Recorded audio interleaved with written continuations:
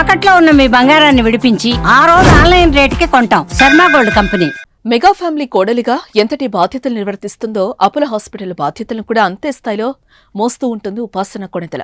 మహిళా వ్యాపారవేత్తగా మంచి కోడలు, మంచి భార్యగానే కాదు, సామాజిక సేవలను ముందుండి మంచి పేరు తెచ్చుకున్నారు ఆమె.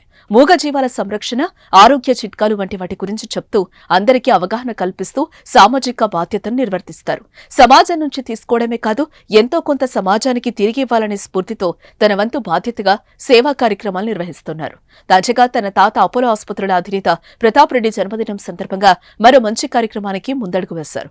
దానిని చిన్నమామయ్య, AP deputy CM Pawan Kalyan ఎమ్మెల్యేగా ఉన్న పిఠాపురంలో మొదలు పెడుతున్నారు.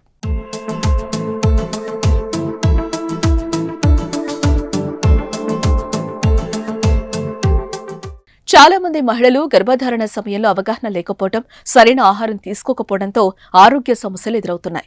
అదేవిధంగా పుట్టిన పిల్లల్లో కూడా పౌష్టికాహార లోపంతో బాధపడుతున్నారు. దీంతో వాటికి చెక్ పెట్టేందుకు ఉపాసన నడుం బిగించారు.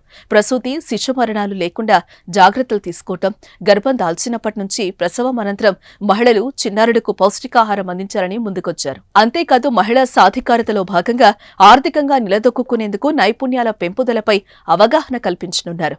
ఈ మేరకు ఉపాసన తన సోషల్ మీడియా ఖాతా నుంచి పోస్టు చేశారు.